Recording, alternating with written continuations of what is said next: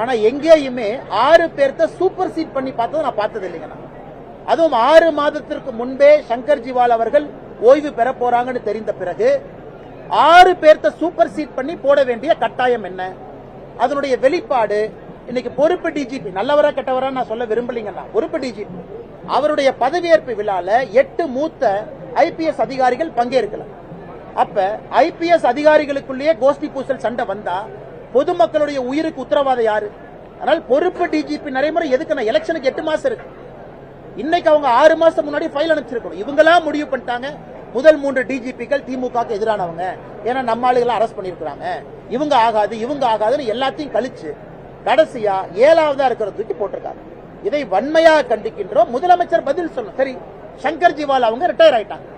தமிழகத்துல தீயணைப்புத்துறைக்கு புதிதாக ஒரு பதவியை உருவாக்க வேண்டிய கட்டாயம் என்ன? எதுக்காக உருவாக்குறீங்க? எதுக்காக பதவி உருவாக்குறீங்க? ஏன் இன்னைக்கு இருக்கக்கூடிய தீயணைப்புத்துறையினுடைய டிஜிபி சரியில்லையா? எதற்காக புதியதாக ஒரு பதவியை உருவாக்குறீங்க? ரிட்டையர் ஆயிட்டாரு, முடிஞ்சது. கடைசி நாள் ஃபேர்வெல் பரேட் கொடுத்தாச்சு, எல்லா அதிகாரிகள் வந்து நன்றி சொல்லியாச்சு. அந்த ஒரு அதிகாரி என்ன ஸ்பெஷலா?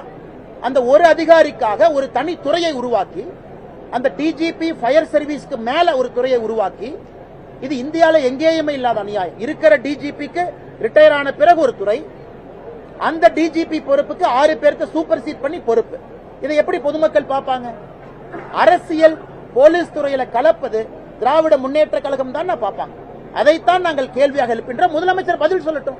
டிஜிபி ஃபயர் போர்ஸ் அதற்கு மேல எதற்கு அந்த பொறுப்பு உருவாக்குனீங்க? காரணம் சொல்லுங்க. எதுக்கு உருவாக்கணும்?